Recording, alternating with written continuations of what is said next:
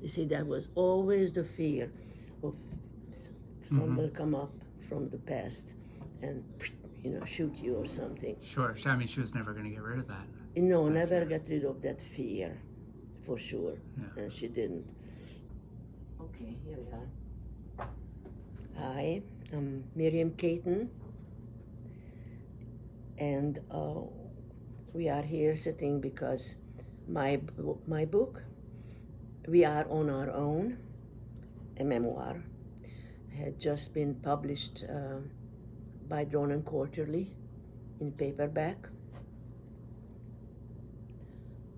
which is totally thrilling. I'm in paperback. Yes.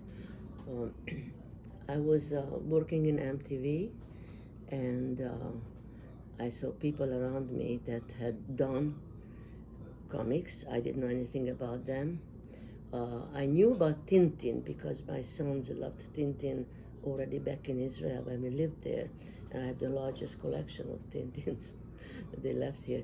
And so when I saw people doing their stories, I said, "Do you know, I have a story myself," and I was never a writer because with all of the languages that I have, 3 languages, none of them were good enough for me to sit down and write something serious. But now I saw comics and I said, I can draw my stories. And that is how I started. So I was already old there, over 50 when I started, or 60, yes, sorry, when I started to do a first one.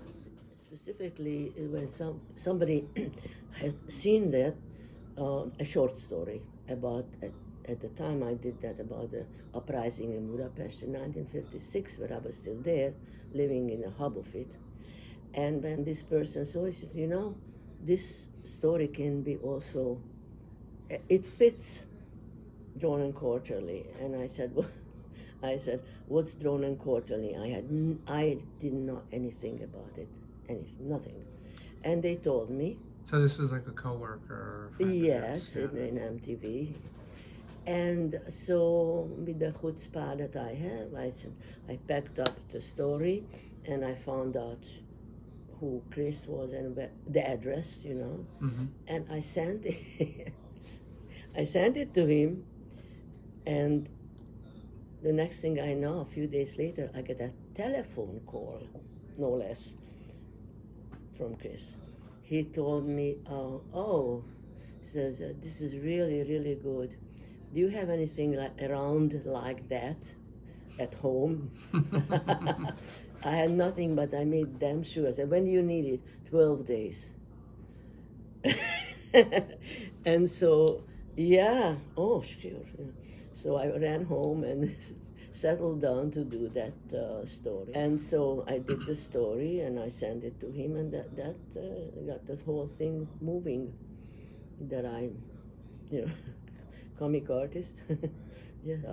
I even asked my mother at some point, wouldn't you want to go back and visit those places or whatever? I said, well, I know that. First of all, they're all dead, and I don't. She never wanted to go back.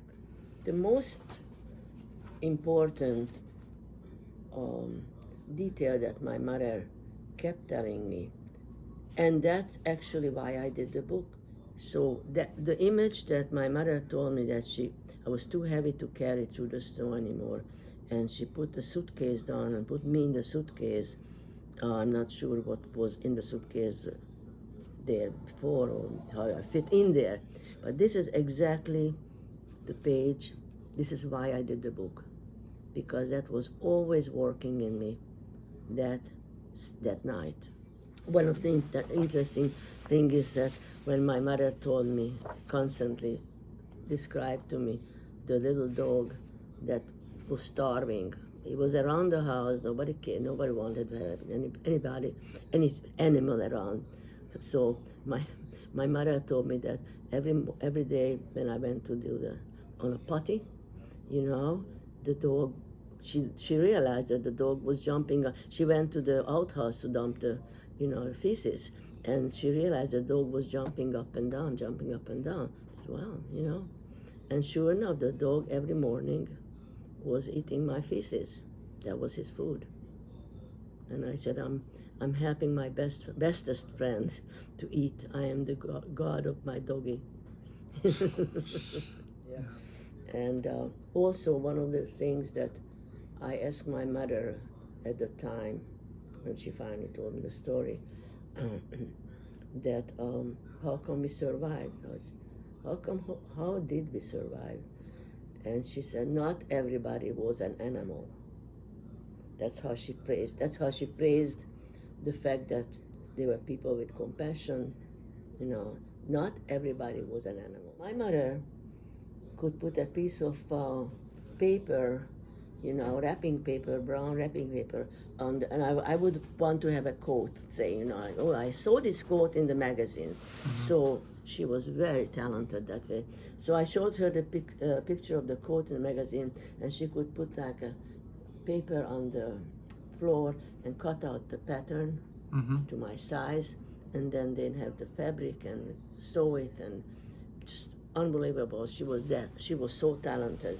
And then she said that's how we survived, that wherever we went, she could sew. And sometimes when they took us in, like, to one of these peasant people, and she was sewing to others who paid, therefore we could stay in this place, you know. The question always asked, are you writing first or drawing first? And my method was right away writing and drawing the same place, same time. I started to do like, okay, I do this page and then I clean it up, and the lines will clean just like, you know, all the other people. And using pen and ink. Pen and ink, or yes, and it just lost power, you know, it lost soul.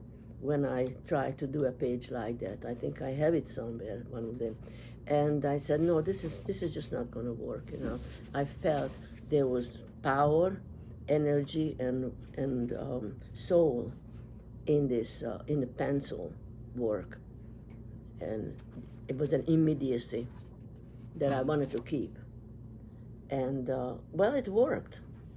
You know, they accepted it. There's no way I'm not going to do this book, okay? At the time I arrived to that point where I needed to do the book, there's no way I was not going to do it, yes? And so I was tremendously relieved, but she told me specifically that the one thing it demands is that I will not use the real names of places of anybody, the real names. She helped me and she said, you did something very beautiful.